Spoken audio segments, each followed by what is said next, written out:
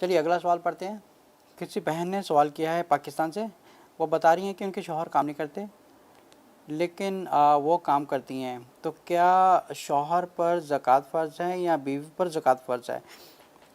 मेरी बहन, जहाँ ज़कात उस पर फ़र्ज़ होती है जो काम करता है। अगर आपके शौहर काम नहीं कर रहे हैं तो उन पर ज़कात फ़र्ज़ नहीं है, क्योंकि वो काम नहीं कर रहे हैं। ज़कात उस पर फ़र्ज़ होती है कि आप जितना काम कर रहे हैं उसमें से आपको ज़कात का हिस्सा निकालना है।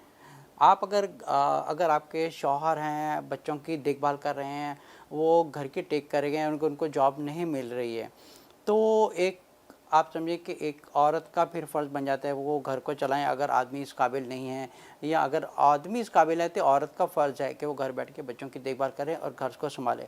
फिर अगर शौहर काम कर रहा है फिर उसको अपनी आमदनी में से ज़कात उस पर फ़र्ज़ हो जाती है। लेकिन अगर औरत काम कर रही है तो ज़कात एक औरत पर फ़र्ज़ है कि वो अपनी ज़कात का उसमें से हिस्सा निकाले, क्योंकि ये हमारे जो 5 पिलर्स ऑफ इस्लाम है उसमें से एक ज़कात है जो हम पर फ़र्ज़ है। हम उसको डिनाई नहीं कर सकते, ना उसको इग्नोर कर सकते हैं। वी हैव टू पे आवर ज़कात ऑन टाइम।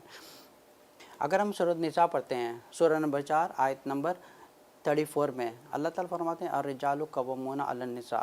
अब इस आयत में इस बात की तरफ इशारा है कि जो आदमी है वो औरत पर एक दर्जा रखता है। अब दर्जे का मतलब नहीं है कि औरत के ऊपर चढ़ाई करे या कुछ ऐसा, इसमें ऐसा इस बात की तरफ कुछ इशारा नहीं है। इस बात की तरफ इशारा है कि औरत घर को संभाले, घर की टेक केयर करे, क्योंकि फ़िज़िकल डिफरेंस होने की वजह से एक शौहर पर फ़र्ज़ है कि वो काम करे। वो तो अगर आदमी काम नहीं कर रहा है तो फिर एक औरत अर्रिजालु कव्वामूना, फिर वो घर को चलाने वाली एक औरत है। फिर एक औरत के ऊपर फ़र्ज़ बन जाता है कि वो उस ज़कात का हिस्सा निकाले उसमें से।